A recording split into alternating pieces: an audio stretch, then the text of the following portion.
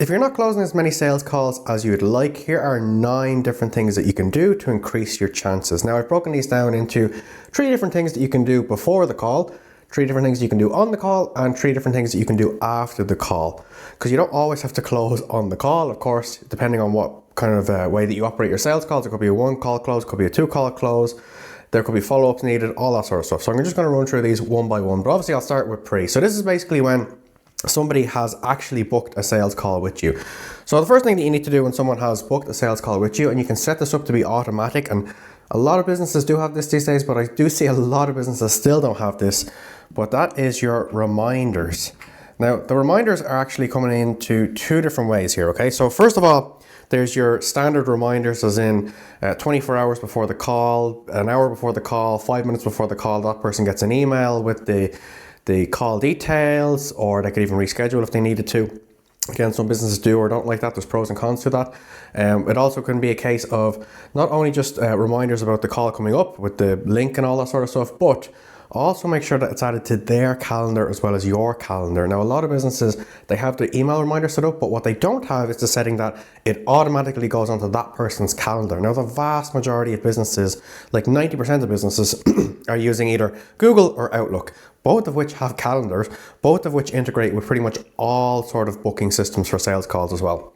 So if you don't already have your standard reminders by email, which most people do, 100% put that into place now, because again, it's just automatic. But secondly, make sure that you definitely have that the calendar reminders go onto their calendars as well, because then you're showing up in multiple places. So the next one then, and this is one that a lot of businesses most certainly do not do, and that is just prepare. And what do I mean by prepare? Well, for the vast majority of businesses that are going to be looking at a video like this, you're more than likely going to be able to get a lot of information about your particular client or the potential client, the person you're going to meet on the call. You're going to be able to get a lot of information about their business and what their potential problems would be. And they probably have the same problems as the vast majority of people that you've already helped, because it's usually one particular problem that you solve for businesses. So again, just take some time to prepare, have a look at their website, have a look at their socials or whatever they're doing online, and say, oh yeah, I see that you have this in your site. How does that work with X, Y, and Z? Or again, obviously all depends on whatever way that you are offering a particular solution to that particular person. But by preparing, that person then, they don't just feel like a number, because a lot of people, when they book a sales call and they're talking to somebody, they can just feel like that they're a number and that person just wants to close the call. Whereas if you actually prepare and you know even just a little bit about them and their business and potentially the kind of problems that could be coming up for them, well then there's a lot more trust there automatically, and very, very fast as well. And again, that's one of the things that's going to help you push through is the trust factor, because when people don't convert, it's because there's not enough trust there. But the fact that you've taken some time, literally 5 to 10 minutes just before the call, to prepare and just to learn a little bit about them, that helps ever so much. So not only time to prepare as well, but the next one, which a lot of businesses are not doing, so I'd be very surprised if the vast majority of you watching this already are doing this, and that is to record.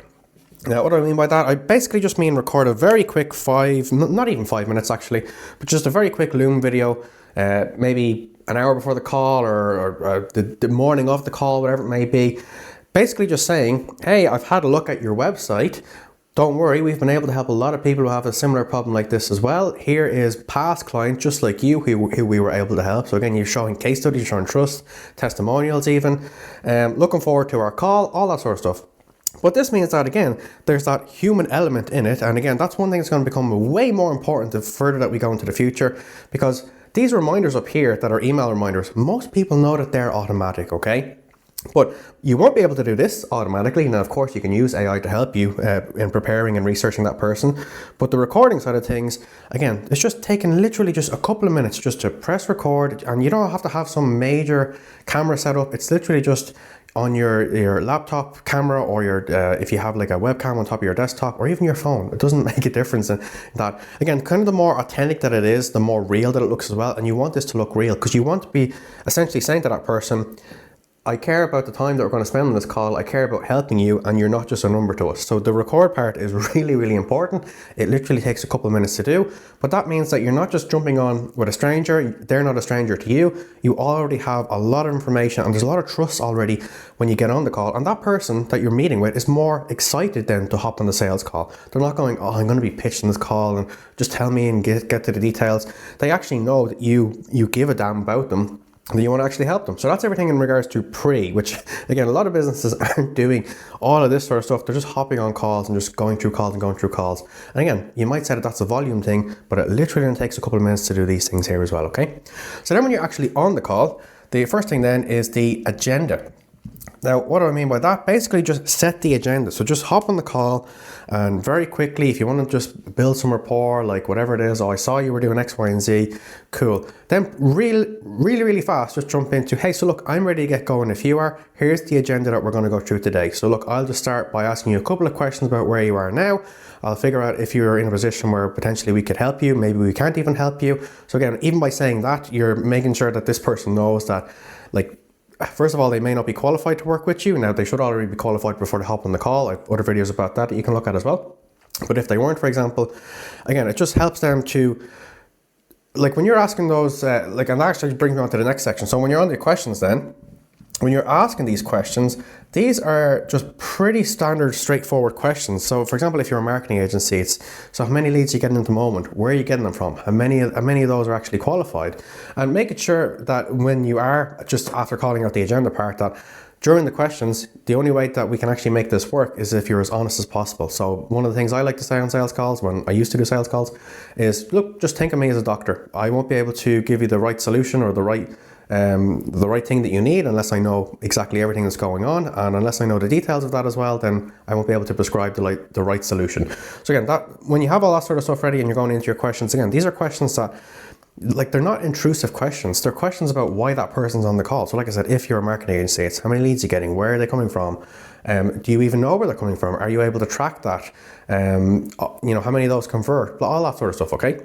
So based on all those sort of questions, you can essentially put together a personalized solution for that particular person then as well, okay? Now, even though we've done a lot of this, that helps a lot when it comes to the objections part, and that is the next section that we have here. So it's more so objection handling that we're talking about here as well, okay?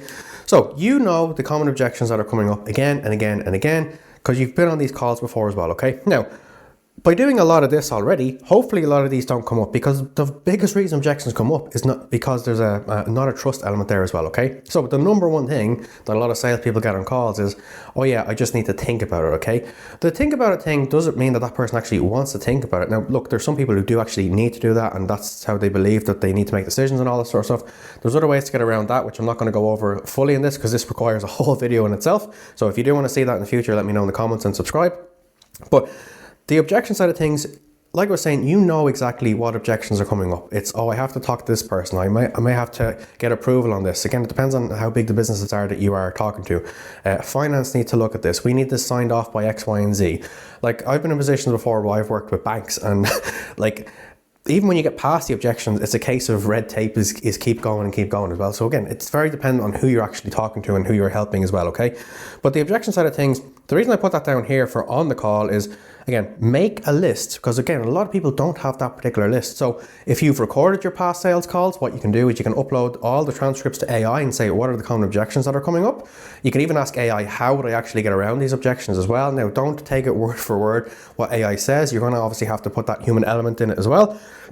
Again, even though using the likes of humor in there as well, which AI does not have, but we as humans do have, the objection side of things, to handle the objection side of things, should I say? That helps so much as well, okay? So just knowing potentially what's going to come up, because again, if you've been doing sales calls long enough, you know the same objections come up again and again and again. So you should know, you should have a few different ways of handling them and test those few different ways on the calls to see what's working best, what can bring somebody back to a close instead, okay? So then moving on to after the close, and assuming that, let's say, you don't just operate one call closes, or you do, but that person for whatever reason didn't close, like there's a lot of things that you need to do post that particular call as well to actually close. So the first thing then is just to summarize. Now, I don't just mean send an email to that particular person and say, oh, thanks very much for our call. Yeah, that definitely seems like we can help. You go off and talk to whoever you need to. We're here, we're ready, whatever, blah, blah, blah, okay? One of the tools that I like to use for this is Fathom, Fathom, I believe it's spelled. And basically what they do is they'll link up to your Zoom calls, and they'll not only record the Zoom call, but they will summarize the Zoom call, and they'll give action plans or action items to take, such as Paul said on the call that he needs to check this with his manager Tom or whatever it might be, okay? And then let's say the person you're talking to is Steve. Steve said he needs to check with finance if this is applicable and blah, blah, blah, or needs to put together a business case, whatever it might be, okay? So after the call, that particular tool, Fathom, it will automatically email you that video recording and the transcript as well as the action items, but it will also email the person you were on the call with as well, okay? This just speeds up the process so much. And again, it gives you those main points that we're talking about and needed to be, because what happens for a lot of people when they hop off a sales call, now I'm talking not the person who's conducting the sales call, so not you, but the person you're actually speaking to. You have to remember, they're so busy with a million things going on. They're spinning loads of plates every single day. They're wearing so many different hats. So the reason you want to put the summary section and get it to them as fast as possible, which Fathom does like pretty much as soon as the call is finished, it's really, really fast, it's a great tool, is because again, it just gives those quick action items. And if there was anything in particular that you wanted to go back on and say, oh, what was actually said about that, or whatever it might be, it gives you the timestamps as well. And again, that person has the video recording. So again, this helps so much. And like one of the great things about this as well is like when you get the objection of, okay, yeah, but I just need to speak to so-and-so, like if that person needs to send on that information to somebody, you can say they can actually forward that on to whoever they need to speak to or get approval from in their particular company, and say, oh yeah, here's a link, and actually if you just look at, you don't have to look at the whole sales call, but just at 16 minutes and 20 seconds in, this is what was said, and I know that was your biggest concern, okay? So again, that covers it, and it saves you a load of time and not having to hop on more calls and back and forths, and like a lot of this is working for you automatically in the background. And of course you won't know because it's internal emails between those people that are in that company as well, okay? So then the next one, which again, most companies do, but a lot of companies do not, and it's just follow-ups. Now, this seems fairly basic, but the reason that I'm including it is because I know a lot of companies are not doing follow-ups because, and again, every single sales company is different, or people that are in sales or sales departments are different, because a lot of people just go, let's get more people in here, let's get more calls booked, and if they close, they close, if they don't, they don't. If you just follow up with those people, there's more likely a chance they're going to close, especially if you're doing all of this sort of stuff before the follow-up side of things as well, okay? Because again, your follow-ups will be based on, and by the way, after your call is finished, as soon as your call is finished, take those notes that you have for your action items and put them into the notes on your CRM. It doesn't matter what CRM you're using, but put them into those particular notes so that you remember that you had to do X, Y, and Z before this person can get approval or whatever it might be as well, okay?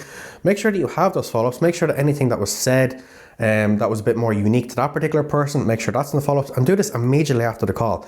Like, another one of the reasons that a lot of companies don't do this is because they just have, hypothetically, let's just say that they have hour slots for sales calls in their calendar. So it's an hour, and typically they take an hour as well, okay?